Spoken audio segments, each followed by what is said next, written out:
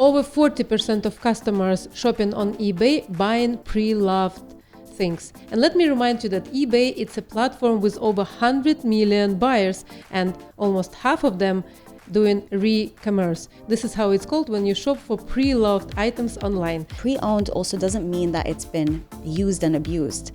We receive unwanted gifts all the time. And so why not? Question that we actually get asked a lot, which is, how many hours has someone worn this for?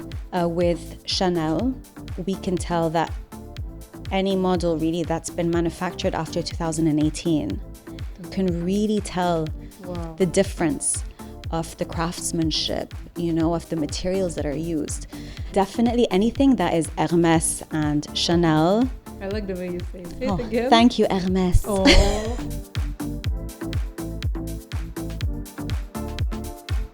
Over 40% of customers shopping on eBay buying pre-loved things. And let me remind you that eBay, it's a platform with over 100 million buyers and almost half of them doing re-commerce. This is how it's called when you shop for pre-loved items online. And I have today with me Stephanie. Hi. Hi, Stephanie. Thank you so much for coming. Thank you so much for inviting me, Natalia. You're most welcome. Stephanie is the founder and the CEO of the online and offline authentic platform of pre-loved items. Yes. And it's called Pre Porte. It's called Pre Porte, and we will discuss today the current reality and the future of the trend when sustainability pushing people away from trust to the modern luxury brands to buy the recent collection and more pushing them away to the interesting situation buying the pre-owned things. Yes. So how did you come personally to this idea? So actually we started the business in 2013 in Beirut in Lebanon. And the way that it started, actually, it's a bit far from what we currently sell. But initially we started selling designer evening gowns. And if anyone knows about Lebanese weddings, they're really over the top. And so a lot of these women, they had all these designer gowns that they were wearing once and then could no longer wear. So we offered a platform within, our social circle initially. I see. To sell these pieces.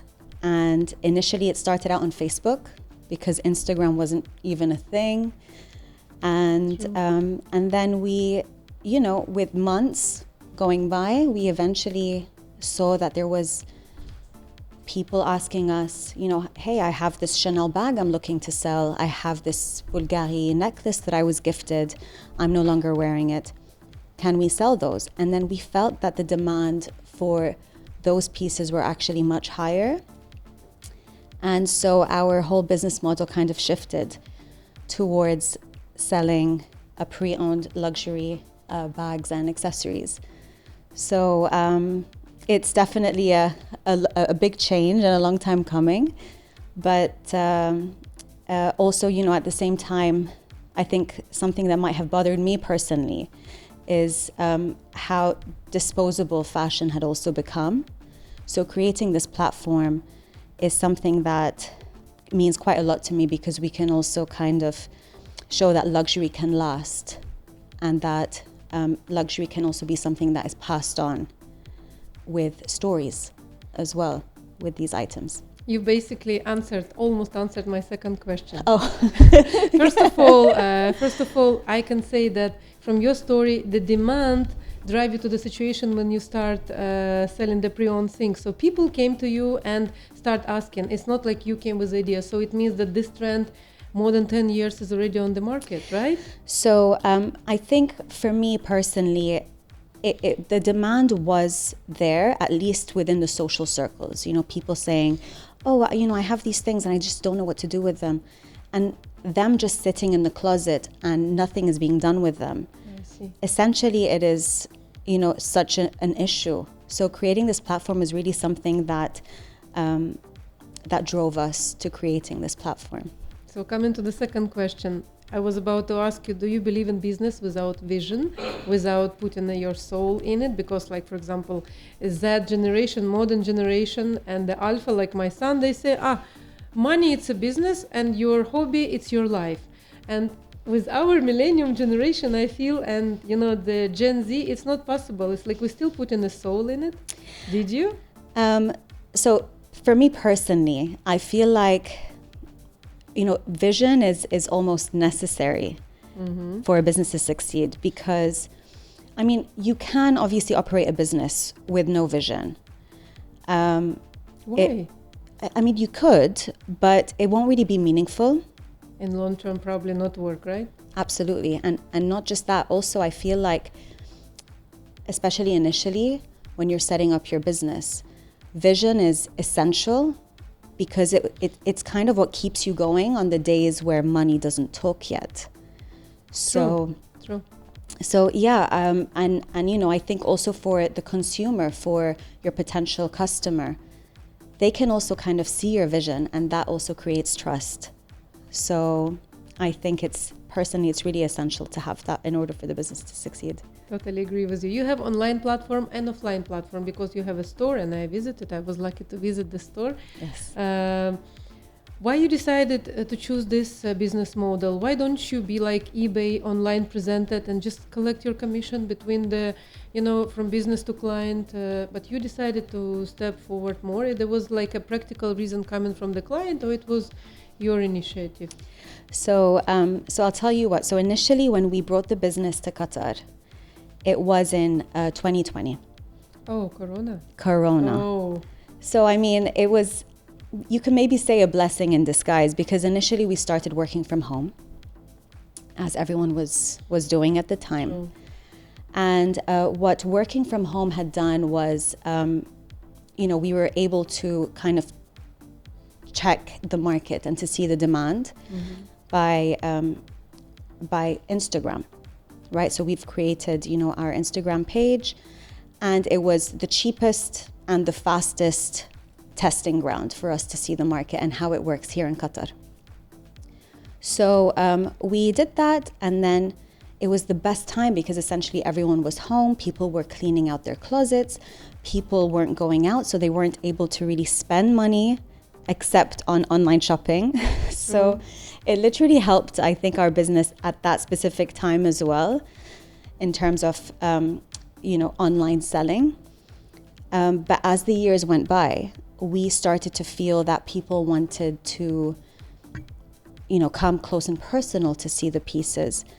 And so by the year 2022, we decided to open up our offices, and it was purely just initially a space for people to drop off their items to sell, and then for all of our operations and admin to be done there. But then what happened was, people were coming in and saying, hey, I want to see this item. Can you show me what options you have? What do you have in a size 38? Or show me, your fine jewelry options. And so it kind of automatically transformed into almost a storefront. And so now, I'm happy to say that we've also expanded our offices. So now it's definitely more of like an office/store. Nice. But is it specifically about the Qatari clients that they need to, that they maybe sometimes, or not Qatari clients only, the clients in Qatar, let's say, that they need to see the item to touch it, otherwise they don't trust? Because in general, in the post-sale, let's say, in the market of pre-owned items, people buy online easily, right? Those items. But is it something about the clients in Qatar that they need to touch? So I will mention, because you also mentioned eBay as well. Yeah. So I think when it comes to luxury, people, they want that emotion. They like that human connection. It builds trust. People like to kind of see the item and touch and feel it. And it might be a geographical thing. It might be something in the Middle East, because, I personally like to see items before purchasing. Obviously, I've done a lot of online shopping as well. But when it comes to luxury, I think it's not only the product itself, but it's the whole experience. And, if we were to just have a listing, a website like eBay, there are so many things that we wouldn't be able to control. We wouldn't For be example? able, like, for example, like authenticity I see. or the quality of items that are being listed online, or even just the customer service, which, for us is something that we really take pride in. We work really hard on it, and we think it really does transform the whole customer journey. So, Speaking about authentical part, how the people can be sure that the things they buy from you is authentic? so authenticity really is the core of our business. And so what we do as a business is we check things like materials, the leather, the stitching, hardware, the inclusions, the paperwork, because even the paperwork, sometimes it can be forged Really? and yes, counterfeits. Wow. So we do all of our checks in-house, and then we would list for sale. And we as a business, we also offer a full refund guaranteed. So if for whatever reason the item that you purchased from us was proven to be inauthentic, we will pay you all of your money back. Because essentially You for heard us, that, right? You heard that. I don't Yeah. think that there is one more I promise. company in Qatar who would do that, I swear. because for us, Wow. essentially, it's not, we care more about our reputation than a single sale. For us, that's definitely where our priority lies. But also, I would like to mention that for us, we also offer a third-party authentication. We are an entropy verified business. And what entropy is, it's basically a device that uses AI to deduce whether an item is authentic or not. So we would scan the pieces, Amazing. and then they would send those scans through their database. And they have, I think, hundreds of thousands of images of authentic pieces in their database. And then they will come back with a deduction to see whether the item is authentic or not. And then if it's authentic, it basically gives you a certificate of authenticity. Amazing. Yeah. What are the best sellers that you have? What are the brands that, or the items, certain items that like goes immediately off? And what are those who stay longer? I'm curious to know. So, I mean, definitely anything that is Hermès and Chanel. I like the way you say it. Say Oh, it again. thank you, Hermès. Oh. So those in general, they're fast movers, they're best sellers. The desirability for those brands is really high.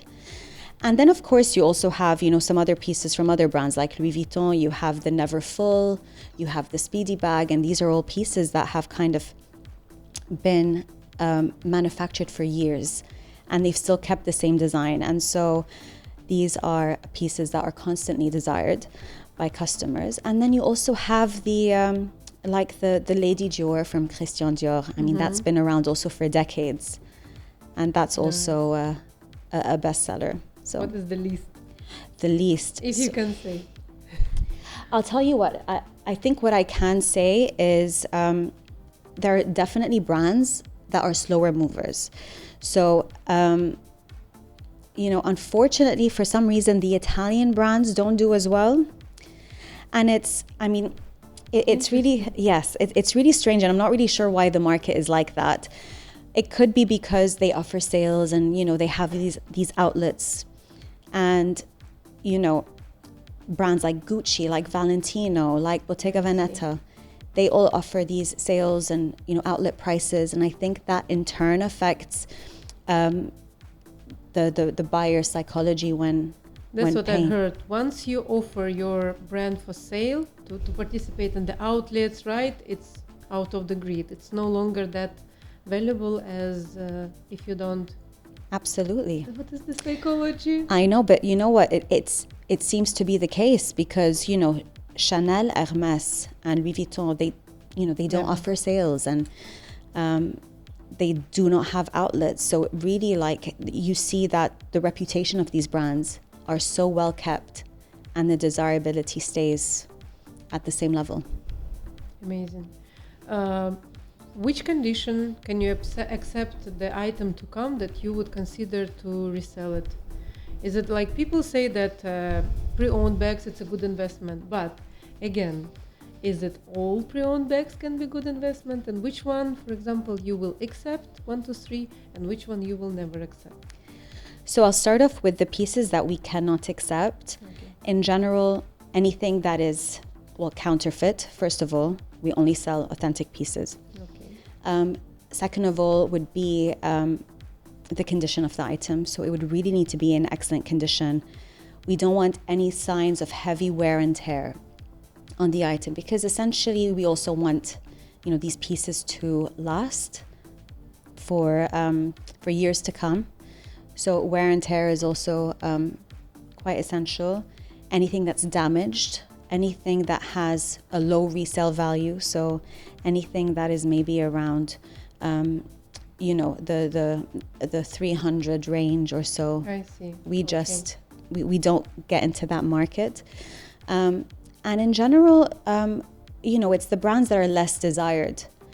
And, as I've mentioned before, obviously we do Italian less. We are more selective Okay. with those brands. American brands we just do not deal with at all. I see. So Okay. surprisingly, we actually say no a lot more than people would think. Wow. Yes, but I mean, for us, Also honestly, to keep you level. exactly, Right? brand image for Brand us image. is really everything. Yeah, I check your page almost every day, and I see the items are flying away, and people are just buying it. It's amazing, really. I'm very happy for your platform. How many years it took you? How many years you're in Qatar, and how many years it took you to have this frequency, the good frequency? So again, we officially registered the business here in 2020. So now this is our 5th completed year. Fifth. Yeah. Wow. And we started to feel that the traction really started happening, I think, around maybe 2021. And I think that's also when the boom of re-commerce also started happening as well. And ever since, I think, that stigma as well of owning a pre-owned luxury item or of selling your item, it's kind of faded throughout the years. And by having this new generation, like as you've mentioned before as well, like the Gen Z, the younger millennials, I think they are all very tech savvy, and, seeing their socials, they're definitely more accommodating to the idea of, buying and selling and, being a conscious buyer, a conscious seller, thinking of the sustainability aspect of it, trying not to get into fast fashion. And these are all, very important things. And I think the mindset of a lot of buyers has now changed. Yeah, and also there are a lot of drama around Valentino and Dior and Chanel of the current production, that they find out which factory, like, oh my God, the conditions are bad. And this keep going, the scandals keep going. And this is make people away from the current production to buy the currently produced bags and make them trust more to the pre-owned, right? Absolutely. And you know what, like, I'll just give you a quick example. Like, for example, with Chanel, we can tell that any model really that's been manufactured after 2018. 2018. Yes, starting 2018 onwards, you can really tell Wow. the difference of the craftsmanship, of the materials that are used. And, if I was to say, if there was one vintage piece, that you will definitely go for, it's go for a Chanel vintage timeless flap, because they just don't do it the same anymore. They used to use 24 karat gold plating on their hardware. They used to use the top tier leather for their bags, and you wouldn't see a missed stitch or anything. And now you look at the pieces and they're not the same. Yeah, definitely, I can say. And one more question interesting to you, that I had a workshop called Fake and Real Bags. I did it earlier, and it's shocking to say that I came here to Qatar. I will not name the place where, because maybe I'm not allowed, I'm not sure, but I found the official CR registration who are selling the fake bags. And the question is, did people come to you with the fake bags trying to pretend it's a real one and trying to sell it to you? Did you have these cases? So, I mean, it does happen. It happens, not only here, but everywhere. But they know that it's fake and they still trying, right? Well, you know what? A lot of people actually don't know. So some maybe people... it was a present, Exactly. right? A lot of people Gifted. receive gifts. I see. And so usually what we do is, when we do receive these pieces, is we would, communicate with the sellers, and, we would tell them, explain why the item didn't pass quality control.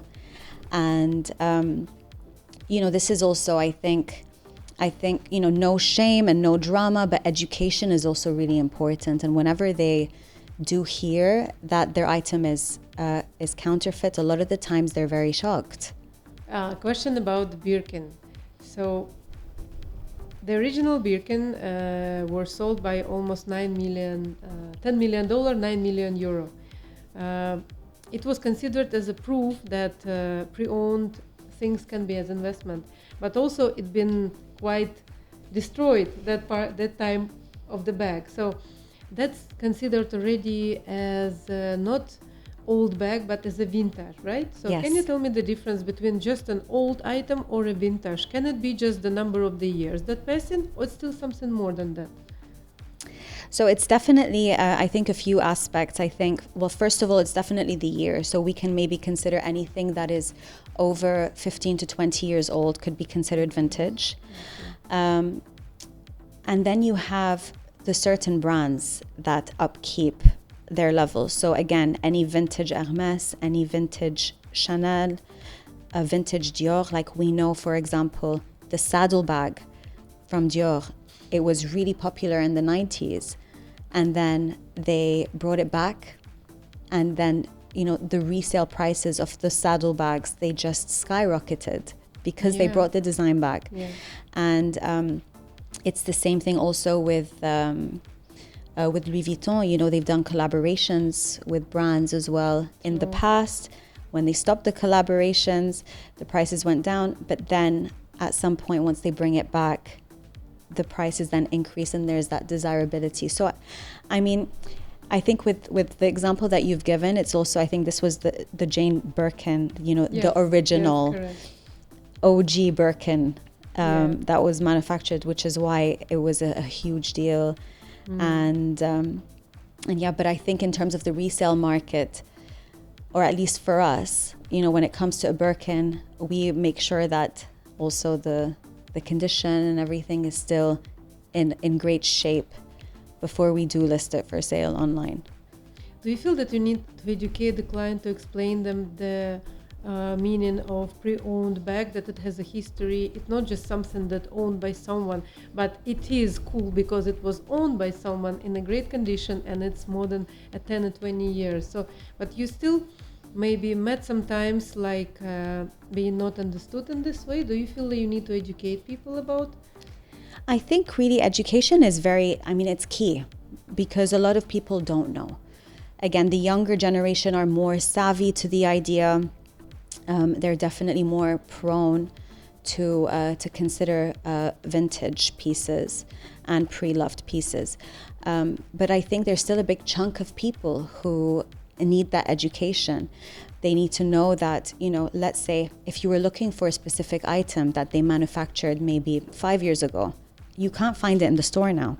True. So the only way that you can get it is pre-owned. And pre-owned also doesn't mean that it's been used and abused. We receive unwanted gifts all the time.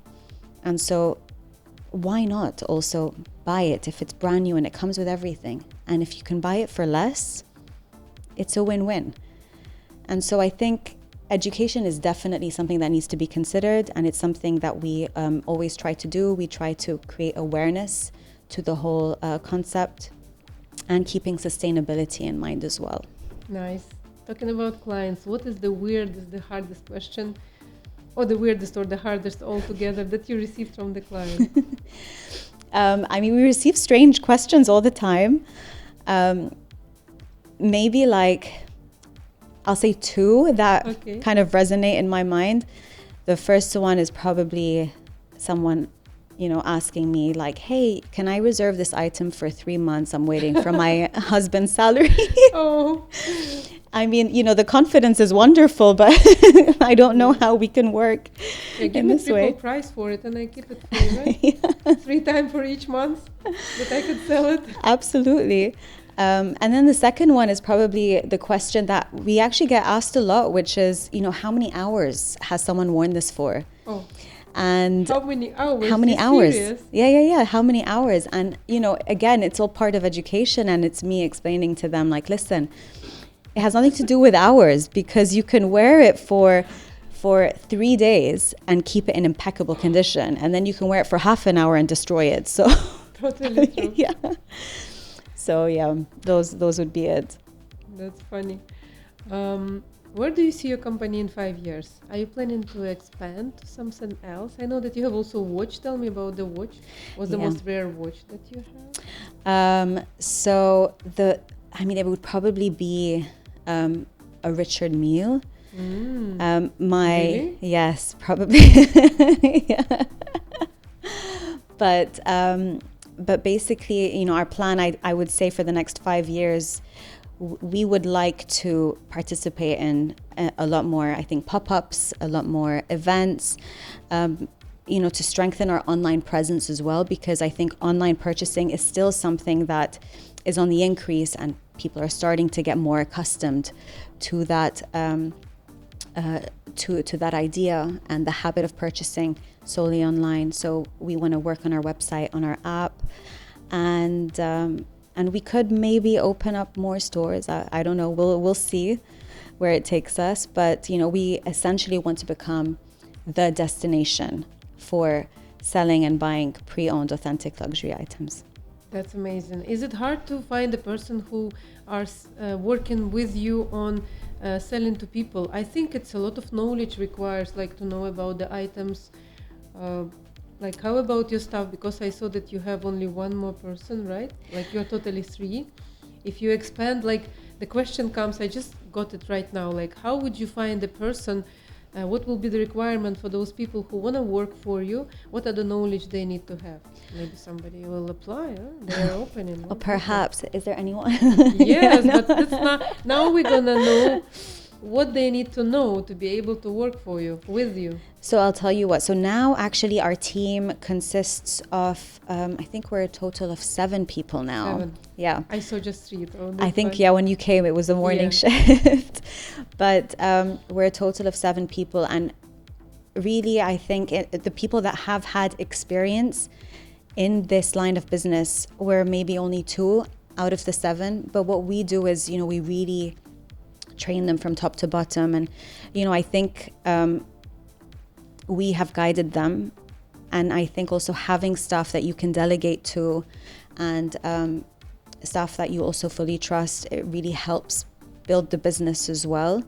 It's really important, but just to make sure that these people have that attention to detail, make sure that there's customer satisfaction, and just helping the journey of buying and selling becoming so much easier. I think those are essentially the things that we look for. Good to know. You were talking about that you appreciate a lot and you're working on the customer service with the client. So what would be the steps? Can you tell me, for example, I am your client, and from A to Z, what are the steps that you do to make people happy with the process of purchasing? So we also, because we're the middle ground, we also have the transaction with the sellers. That's also quite important. So in terms of the transaction with the sellers, we would either communicate on the phone or DM or any But method, you stay in really. touch all the time, right? You're replying all the time. All the time. We genuinely don't leave anyone unanswered.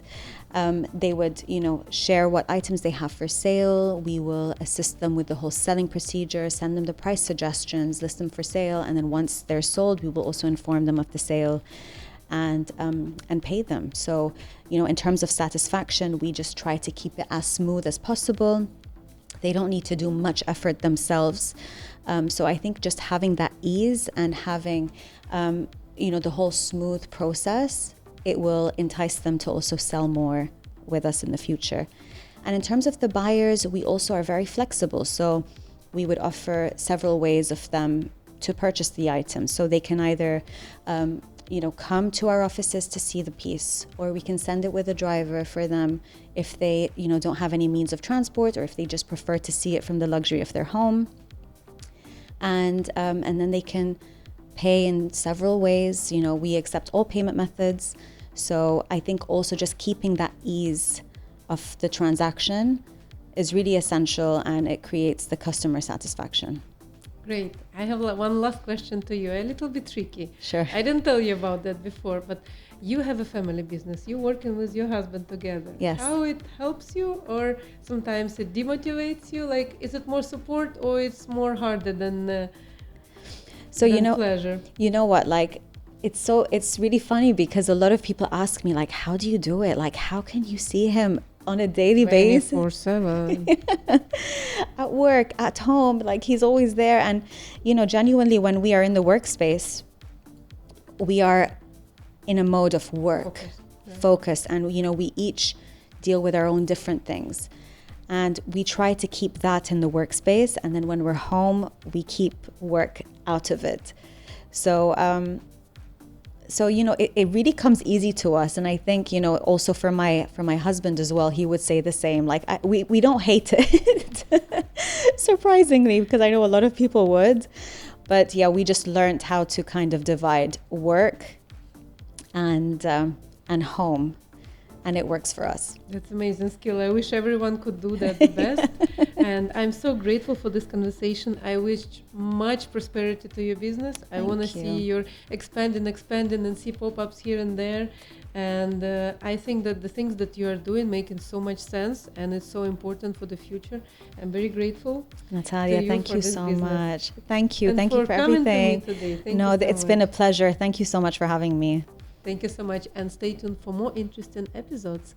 Don't forget to subscribe and put likes so you see more interesting stories like today with Stefania. Thank you. Thank you. Bye. Bye.